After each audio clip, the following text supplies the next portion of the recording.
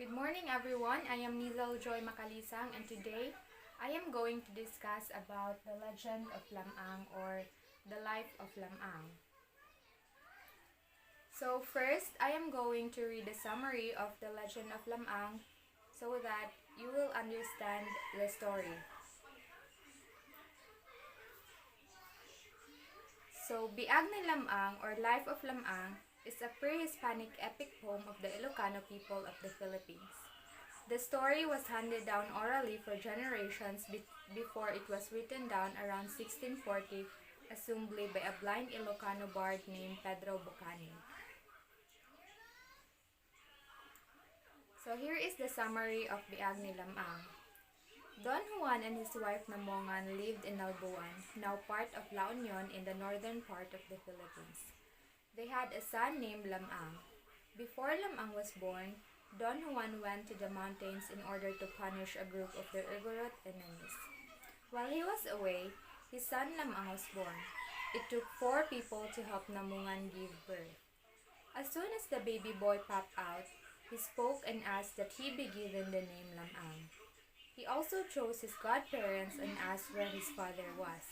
After 9 months of waiting for his father to return, Lam-ang decided he would go look for him. Lam-ang thought Lam-ang was up to the challenge, but she was sad to let him go. During his exhausting journey, he decided to rest for a while. He fell asleep and had a dream about his father's head being stuck on a pole by the Igorot. Lam-ang was furious when he learned what had happened to his father. He rushed to their village and killed them all, except for one whom he let go, so that he could tell other people about Lam-ang's greatness. Upon returning to Nalbuan in triumph, he was bathed by women in Amburayan River. All the fish died because of the dirt and odor from Lam-ang's body. There was a young woman named Ines Canoyan whom Lam-ang wanted to woo.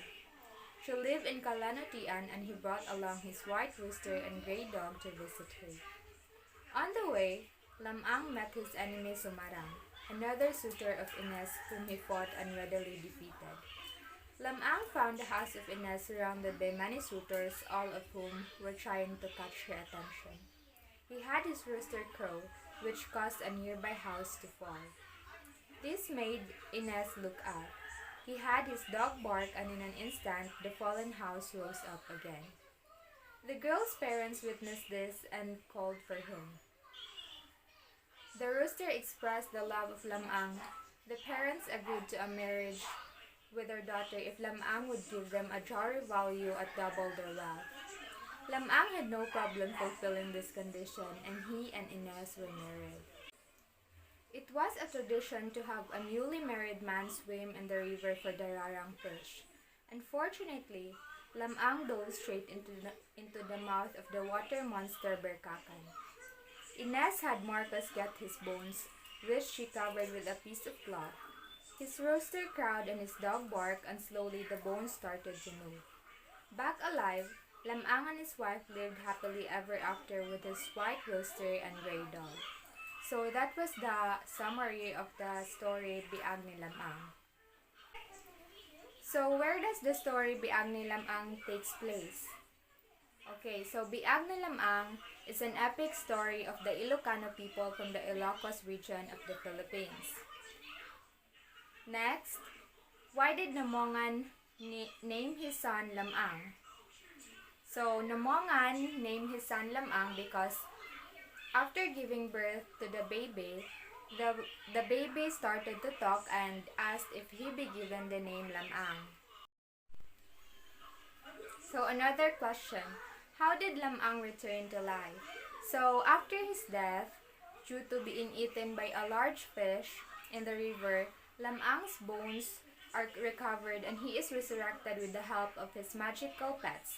Ines ordered by the rooster to wrap the bones with her tapis, while he then flapped his wings and dog growled. In an instant, Lam-ang reunited with Ines. Okay, so what is the moral of the story Biag ni Lam-ang? So, the moral of the epic is that life is full of trials and problems and we must be strong enough to face the reality. So, Lam-ang is a great person and he also had powers. And because of that, he was able to help the people around him, especially those people that he loved and he cared for.